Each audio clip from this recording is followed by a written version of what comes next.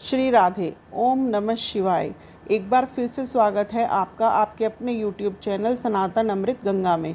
कल हमने श्रावण मास महात्म्य के चौथे अध्याय का श्रवण किया। आज हम श्रावण मास महात्म्य के 5वें अध्याय का श्रवण करेंगे। सबसे पहले गणपति गणेश गजानन जी को प्रणाम करेंगे। अब अपना ध्यान भगवान भोलेनाथ के चरणों में केंद्रित करते हुए श्रवण करते हैं श्रावण मास का 5वां अध्याय।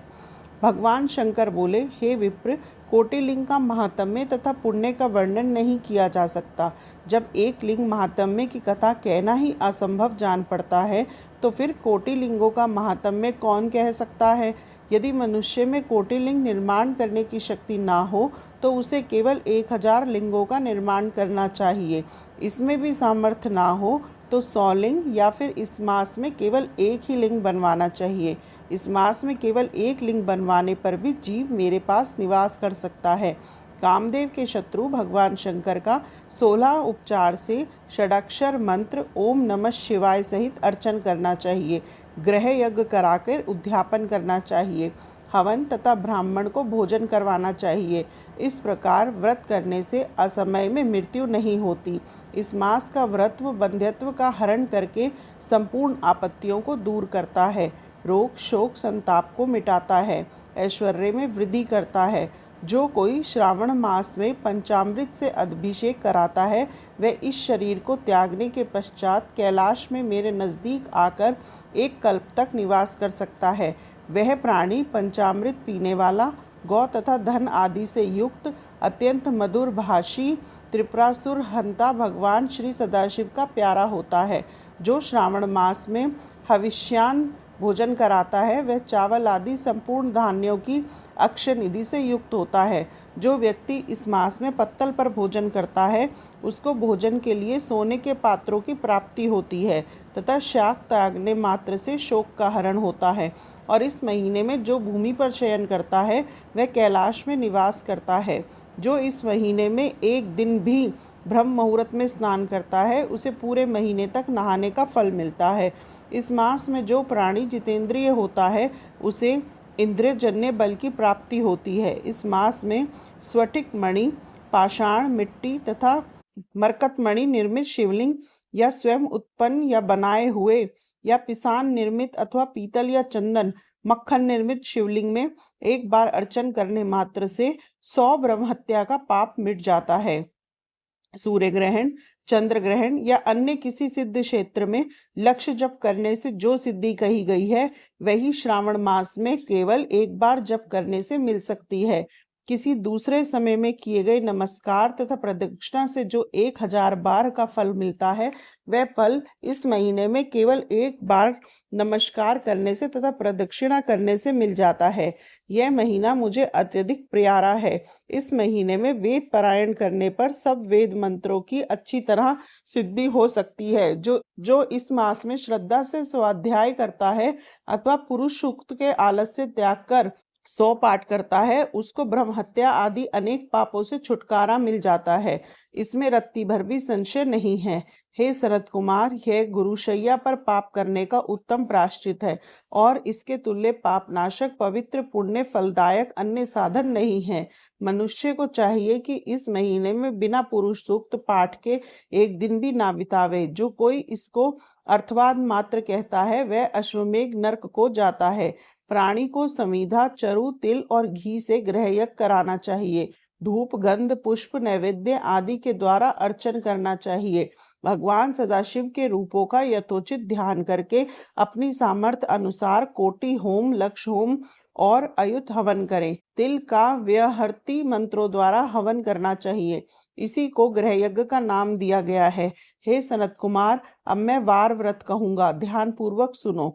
इस संबंध में एक पुरातन इतिहास कहता हूँ। रमणीक प्रतिष्ठानपुर में सुकुमार नामक एक दरिद्र ब्राह्मण रहता था। वह भिक्षा पर ही अपना गुजारा चलाता था। एक दिन वह एक गृहस्थ के घर में भिक्षा के लिए गया। वहां कुछ स्त्रियां आपस में मिलकर रविवार का व्रत कर रही थी। उस ब्राह्मण को देखकर उन स्त्रियों ने पूजन सामग्री को शीघ्रता पूर्वक ढक दिया। उधर ब्राह्मण को अर्चन विधि जानने की लालसा थी। उसने उन स्त्रियों से कहा, आप सबने इस व्रत को क्यों ढक दिया है? आप सब साध्वी हैं, कृपया करके मुझसे इस व्रत की विधि कहिए। समदृष्टि रखने वाले सज्जन का तो उपकार ही स्वार्थ है, क्योंकि परोपकार जैसा दूसरा धर्म तीनों लोकों में नहीं है। मैं दरिद्र अवस्था के कारण अत्यंत दुखी हूँ, अतः आप इस उत्तम व्रत का विधान तथा फल मुझे बताएं, मैं इस व्रत को करूंगा। स्त्रियों ने कहा, हे ब्राह्मण, यदि व्रत में उन्माद या प्रमाद अथवा विस्मरण, भक्तिहीनता या अनास्था करोगे तो यह व्रत निष्फल हो जाएगा, अतः इस व्रत को तुम्हें कैसे दें। ब्राह्मण ने कहा, मैं ऐसा नहीं करूंगा। उसकी ऐसी बात सुनकर उन स्त्रियों में से एक प्रौढ़ स्त्री ने उस ब्राह्मण को उस व्रत की विधि बतलाई। उसने कहा, श्रावण मास में शुक्ल पक्ष के पहले रविवार को मौन होकर उठना चाहिए। शीतल जल से स्नान करके नित्य कर्म कर पान के पत्ते पर 12 परिधि वाला मंडल लिखना चाहिए। उसे लाल चंदन से सूर्य नारायण के तुल्य गोलाकार लिखना चाहिए। उस मंडल में संज्ञा नाम वाली स्त्री सहित सूर्य का लाल चंदन द्वारा पूजन करना चाहिए। घुटने जोड़कर जमीन पर बैठकर सूर्य के 12 मंडलों पर अलग अलग लाल चंदन से युक्त लावा तथा जपा पुष्प द्वारा अर्घ श्रद्धा भक्ति से सूर्य नारायण को देना चाहिए। अर्घ को रक्ताक्षत, जपा पुष्प और उपचारों द्वारा युक्त करें। नारिकेला बीज और खांड शकरा से युक्त सूर्य के मंत्र पढ़कर नैवेद्य देना चाहिए। सूर्य के 12 मंत्रों द्वारा सत्वन करना चाहिए। 12 बार नमस्कार करना चाहिए, 12 बार प्रदक्षिणा करनी चाहिए। फिर 6 सूतों को एक में मिलाकर उसमें 6 ग्रंथियां लगानी चाहिए। उस सूत्र को भगवान श्री सूर्य नारायण को अर्पण करके उसे अपने कंठ में बांध लेना चाहिए। 12 फल से संयुक्त दान वामन ब्राह्मण को देना चाहिए। कुपात्र को इस व्रत की विधि नहीं बतानी चाहिए। हे विप्र, इस प्रकार व्रत करने से निर्धन धनवान हो जाता है, निसंतान पुत्रवान हो जाता है, कोड़ी का कोड़ मिट जाता है, बंदी खाने में पड़ा हुआ बंदी बंदी खाने से छुटकारा प्राप्त कर लेता है, रोगी का रोग मिट जाता है। हे विप्र, अधिक क्या कहूँ, प्राणी जिस जिस वस्तु की इच्छा करता है वह उसको इस व्रत के प्रभाव से प्राप्त हो जाती है। इस विधि से यदि श्रावण मास में 4 रविवार हो तो 4 व्रत करें, और यदि 5 रविवार हो तो 5 व्रत करें। व्रत के पूर्ण फल की प्राप्ति के लिए उद्यापन करें। हे विप्र, इस प्रकार व्रत करने से कार्य सिद्धि होती है। वह ब्राह्मण उन स्त्रियों से इस प्रकार व्रत की विधि जानकर अपने घर को वापस लौट आया। उसने घर आकर अपनी दोनों कन्याओं को भी व्रत की विधि बतलाई। उस व्रत के केवल सुनने से और अर्पण तथा दर्शन मात्र से वह कन्याएं अत्यंत सुंदर हो गईं, तथा उसी दिन से उस ब्राह्मण के यहाँ लक्ष्मी निवास करने लगी। कई विधियों और कई तरीकों से उस ब्राह्मण के यहाँ लक्ष्मी आई, वह धन कुबेर हो गया। एक दिन राजा ने मार्ग में से गुजरते हुए उन कन्याओं को अपने मकान की खिड़की में खड़े देख लिया।